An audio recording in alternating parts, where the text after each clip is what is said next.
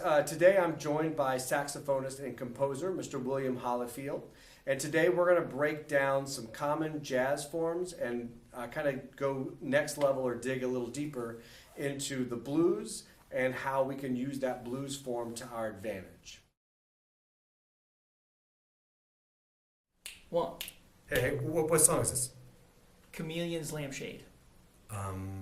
That's probably happened to all of us, where you're on some gig and somebody turns around and calls some tune you've never heard of, and you say, I don't know that song, and they say, yeah, you'll hear it. But if it were a piano player or a bass player, chances are they may call a different tune, but we're the drummer, so our job is just to kind of hear our way through it. So identifying the form, either by quickly asking right before the song starts, when somebody's counting off, you can just say, hey, I don't know the song, what's the form? I've done that plenty of times. It's a lifesaver. Could be exaggerating the life-saving part, but you get the point. It's a gig saver, something like that. A song saver, how's that?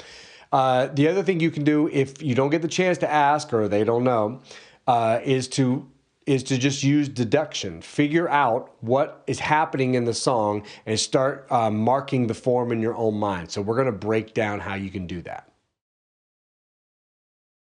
In part 3 of the series I did for Modern Drummer called Swing Style 101, I delve into the most common song forms in jazz. There are 4 main ones, so we're going to cover them fairly quickly, and then I'm going to dig a little deeper into the blues. Okay, the first thing we need to know about the blues is that it's normally 12 bars long. And that's because normally there are 3 phrases in the blues, and they each last 4 bars. We usually think of that phrase as being A, B. Now, this goes way, way back to the beginning of the blues, where guys would sing a phrase, like picture Robert Johnson singing a phrase, and then he repeats the exact same lyrics, and then he finally basically rhymes himself out of that. So there's 2 phrases, it's just that one's repeated twice. That's the basic structure here, but we like to label that AAB. Here are 3 jazz tunes that are clear definitions of the blues. Thelonious Monk's Blue Monk, Miles Davis's Freddie Freeloader, and John Coltrane's Mr. PC. Now, let's compare that to the second most popular form of jazz, AABA. AABA is a form that's normally 32 bars long, which is 4 separate phrases of 8 bars apiece. So this 32-bar form is usually filled up with 3 8-bar A phrases. In between 2 of those A phrases, we sneak in a B section or a bridge.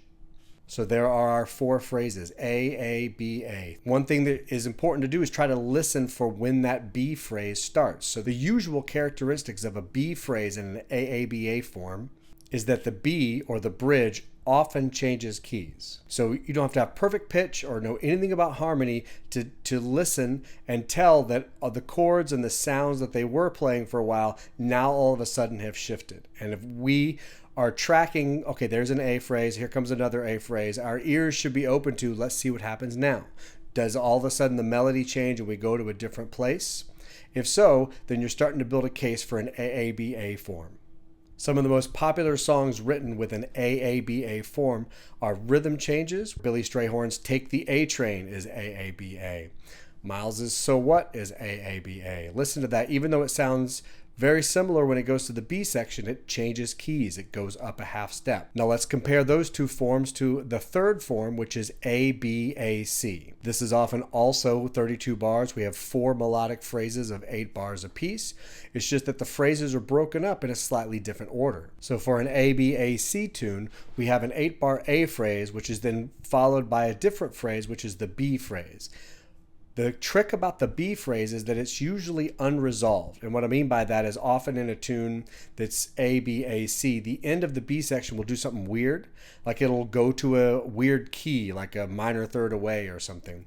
Or it won't end. It'll sound like it's about to resolve, but then it kind of leaves you hanging, and then we revert back to the top of the A. And when we revert back to the top of the A, then we go on to the C phrase, which has a clear resolution. So there's ABAC. Check out how it compares to AABA and also the blues. Some very popular tunes that are ABAC in structure.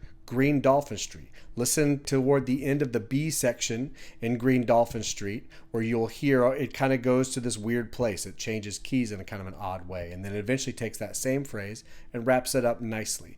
Listen to Miles or Ahmad Jamal play this, and you'll hear that the A sections have a certain groove to them, and then the B section and the C section swing. So it's really clear the difference between the A sections and the B and the C. If I Were a Bell, another popular tune that's also A, B, A, C, and I Thought About You.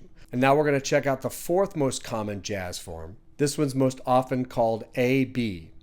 The other name for it is short form, and the reason of that is because there's literally just two phrases, which means that it's usually 16 bars long. First, we have the A phrase, which is 8 bars long. It's pretty simple, followed by the B phrase.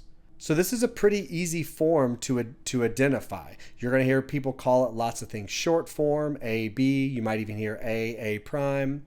But it's a really easy form to identify. It's not going to have all the twists and turns that maybe an AABA or an ABAC tune might have. So go check out these popular jazz tunes that are this AB or A prime or short form, which is Blue Bossa, Giant Steps, and Ladybird. So try to compare all four of those. Listen to these tracks. Also listen to other tracks and try to quickly identify. Now, are these the only forms? No. Are these the only way to do these forms? Absolutely not. But some stuff that'll help you is if you assume, other than the blues, that everything's an 8-bar phrase, what you'll find is, number one, most often you'll be right. Number two, when you're wrong, it will be obvious and it will be easy to figure out what just happened. Hey, wait, I didn't get all the way to 8 bars. So maybe this song, maybe that thing is shorter than 8 bars. Okay, we passed 8 bars and this thing is still going. Okay, so now this section's 12 bars. So now that we kind of have a handle on that, let's really look deeply into the blues form and find some ways that a drummer can twist and turn that form and find resolution points and really dig in and communicate with the rest of the band, not just mark time every 12 bars.